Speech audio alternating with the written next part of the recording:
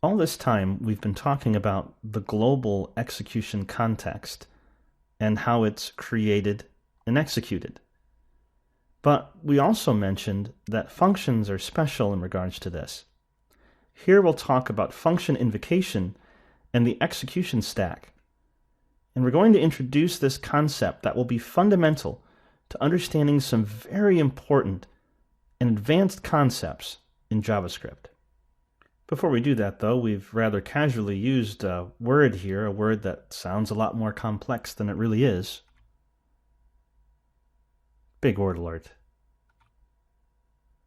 Invocation. That just means running a function or calling a function. So when we say we invoke the function or function invocation, we just mean, hey, run the function. In JavaScript, we do that by using parentheses. You put the name of the function and then put parentheses. When you did that, you invoked the function.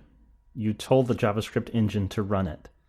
So now let's talk about what happens when you invoke a function in JavaScript. To do that, let's look at a simple example.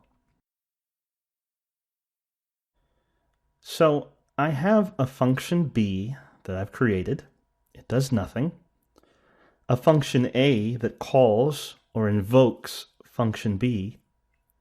And then I'm invoking function A. This is a very simple example, but it helps us to understand what's happening under the hood. Now here comes this fundamental, very important concept. Let's step through what we know is going to happen first if I put this code in a JavaScript file and ran it. First of all, what's going to be created? That's right, a global execution context. The parser will parse the code, and then the compiler, the program that's going to interpret your code, will start up and say, well, I need to create a global execution context. It'll create the variable this. It'll create a global object. If you're in the browser, it will create a window object.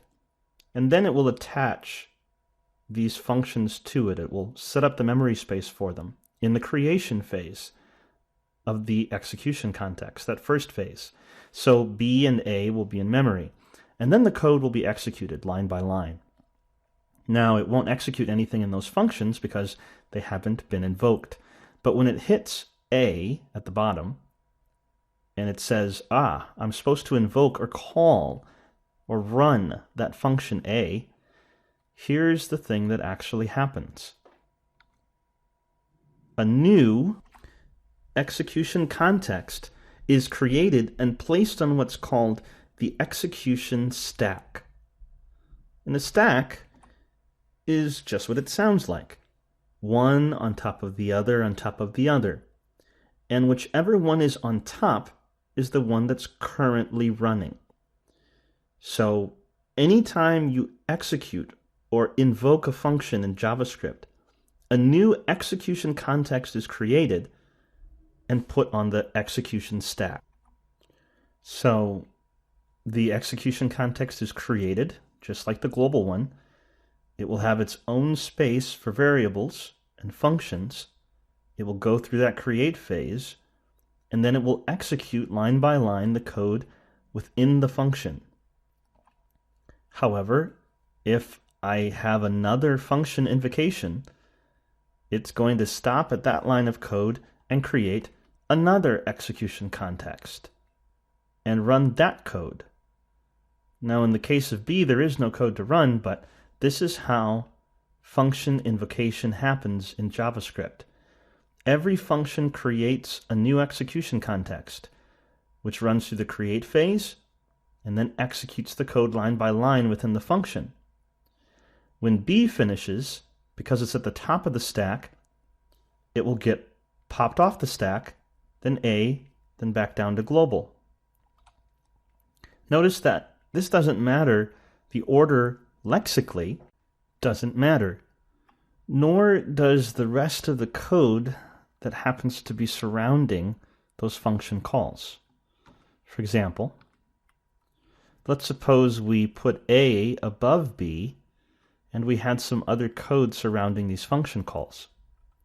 That doesn't matter, because even though lexically A is above B, remember what's happening. Both of those functions are already in memory during the create phase of the initial global execution context. Those var C, var D that you see down below, each of those function calls, let's talk about what's going to happen. First of all, A at the bottom will invoke function A. So that will be the next put on the execution stack, the execution context for the function A. Then that becomes the currently running code, which means that very last line at the bottom, var D, below the A, that's not going to be run yet because JavaScript is synchronous, one line at a time. And what's running is the current code within the current execution context, which is the one at the top of the stack. So when A is at the top of the stack, it will start to run line by line. It hits that line where it invokes B.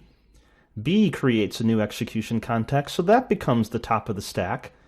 And so it is running line by line.